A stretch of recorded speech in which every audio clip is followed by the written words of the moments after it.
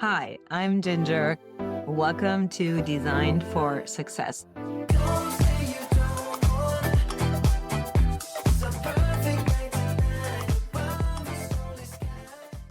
Okay. I see this a lot of coaches doing right now, and I think we need to talk about this because I don't want you to make the same mistakes like they're doing. And they're really big, successful coaches. Like I'm talking about 200,000 K followers, 7, 8 figure, brands. And, they're still falling into this not self trap that is so sneaky. And I don't want you to make the same mistakes, especially right now in this transition that we are all in, internal changes, external changes, etc. So anytime I open the phone, another coach is falling into that trap, and the effect that will have on their business, on their brand, reputation and recognition is unbelievably not good, because it really pulls them out of alignment and out of their authentic voice in this industry. So here's what I see.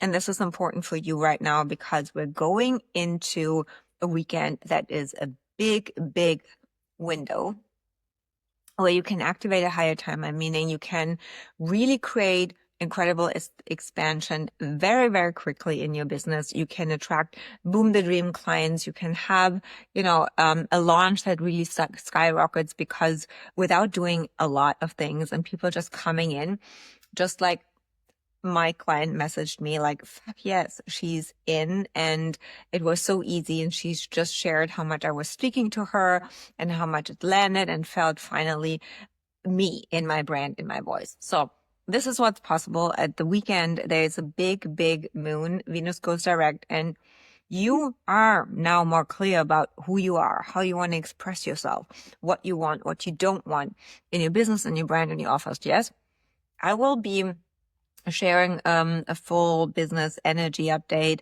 tonight on my podcast. So definitely tune into that. There are also a lot of journaling questions that I share so that you can really tune into that next level of your business, your voice, your message, your expansion. And don't fall into that trap that I see. You can just drop DFS, Design for Success, and you get the link to that episode. Now let's go back. Anytime I open the phone, what happens is that currently is happening. There are established coaches who are industry leaders who are in this space, well established. Let's talk about, that big pink brand, B, starting with a B. We all know them, right? And they have just declared like 7-figure launches and everything is kind of smoothly and free, suddenly freedom and out of the hustle. However, I see another coach, a smaller coach, very new on the market, skyrocketing and kind of surpassing them with very real, very raw, very crafted, hands-on content, but also solutions in the business. It's not big funnels. It's really easy. They speak their people's language and they do it in a very smart way, but it's their way. And I observe her for a while now. And what I now see is that everyone suddenly starts using the same marketing templates the way they are doing it. So they're taking what is aligned and what is their unique style and trying to make it theirs. And this is what the pitfall is, that at a certain level, no matter how much money you make, you grow your brand in an authentic way. You have blinders on. I see them there. They're doing their thing. They're trailblazers in their authentic way. And then there are other coaches who are doing the same thing, but they're different. And at a certain level, when founders, especially female founders who are very much in it with their heart and their creativity and their passion and their feminine way of creating it, and I fell into that trap too, then suddenly you reach a level where it's like, okay, now let's scale to 7 figures. Let's scale to multi 7 figures. Let's scale to 8 figures. And suddenly they're losing parts of their alignment because they're handing the way how they used to do it, intuition, to a strategic concept. And I've felt this so well in my business too. So that handing it over, it's like you give it your business to an investor. An investor comes in and says, we need to clean this up and clean this up because we're not only looking at the numbers.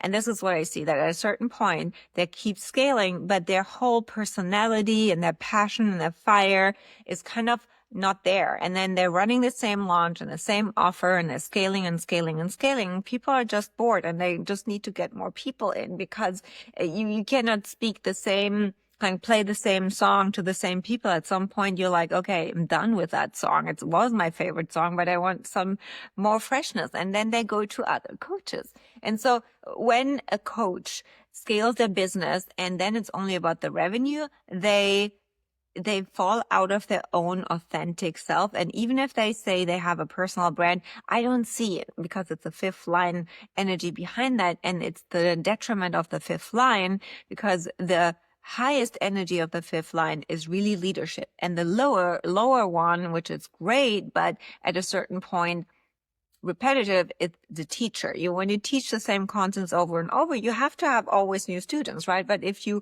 are a leader, you innovate and people grow with you. And this is where the expansion of the fifth line has to come in now, but this is not what's happening. So when suddenly there are other coaches who come in fresh, new, still in their vibe of, this is cool, this is my thing, and I have my blinders on, I'm just serving my people, and I'm innovating, and I'm creative, and I love the work that I do so much, then this is felt, especially now more than ever. And the difference is, this new coach is transparent as fuck. She gives her numbers. She shows up, not put together in the moment. She's a mom. She shares everything. And this is exactly what this new era is about. It's about individuality, full self-expression, doing it your way, but also being real. People want that realness and not overly curated and just following where they feel they're just another number in the inbox where manager just kind of works through them, and those coaches are not really in the DMs, and they're not creating that connection, even though they said they have grown a community, but it's not really that community based on community connection. It is based on, I teach a lot of people one concept, and that holds people together. It's the concept. It's the framework. It's not the person. It's not the vibe. So what happens is that I even see spiritual coaches suddenly using that same principle, and because they want to scale, because that is the not self of, I want more, I want to, I want to scale it, I want more people. And this is, I was in that situation too, but you're losing yourself. And I don't want you to make that same mistake by looking at other coaches what they are doing, and it seems so successful, and then falling into not self of, okay, so my work is not working as fast or as converting. And then you really deny and walk away from your source. But your work is for your people only through your alignment, but you lose your alignment and you fall into a version that is not you, and then put you another style on, like an outfit that you don't feel comfortable with. And that is felt now more than ever. So I open the phone, I see this coach and this coach and this coach doing it. And there's one thing that really stands out, is that suddenly everybody is recording themselves, and as if they were on a podcast with a microphone and looking to the side and not into the camera, because that new coach said, you know what, this is a simple trick. I'm not even talking to anyone. It's an empty chair. And it creates, more credibility and more authority because people are seen. That's buyer psychology. And as a projector, I'm like, how stupid is the human brain, that if someone has a microphone, they seem to be more credible and have more authority. So she's faking it. Her reels are blowing up just because of that. And the content is still good. That's the difference. The content is still good, and she came up with it. However, I want to edge here even there, your awareness to, if someone is doing that because it gives them more impact, more power over people. And why is nobody inviting you on a podcast? Why don't you have a podcast and are authentic and real here too, and say, you know, either you talk into the camera and bring that and have the microphone here, but this faking it is it's really a fine line. Because do you see that? That right now, everything that is created with the intention for the result and not because of the message or because it was, out of a podcast or I'd rather go and clip. This is what I do and also teach my clients. Clip something that you shared on a client call, record yourself, or on a group coaching call. You always have recordings.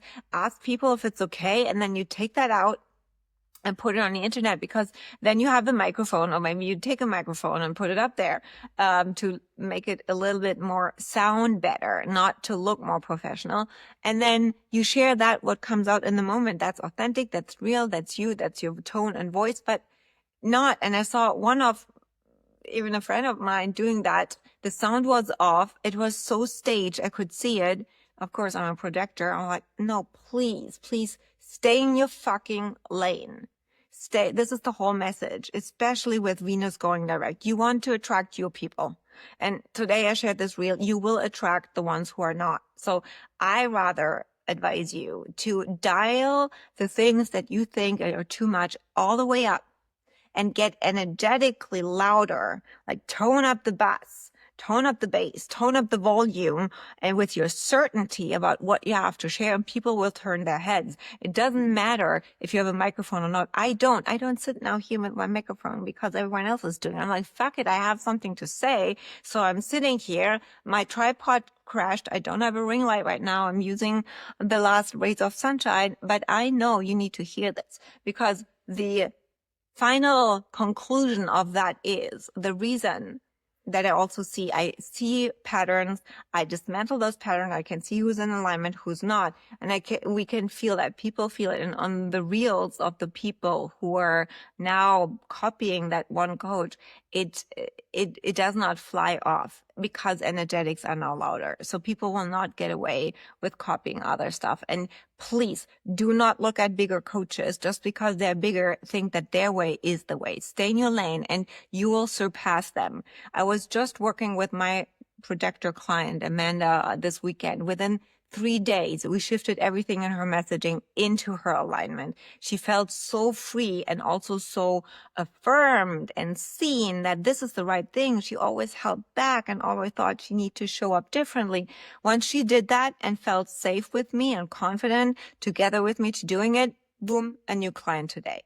It can be that quickly because the energy is so powerful that what the intention is and what the level of alignment is behind it will resonate in results faster. So trust yourself. You are designed to trust yourself, and you're designed to share your message in your specific way. So your job is to get clear what your way is and get clear what not your way is. And we dismantle everything else and dial that up. If you need help, message me. I give you the clarity within one session. It's that easy and the results are there.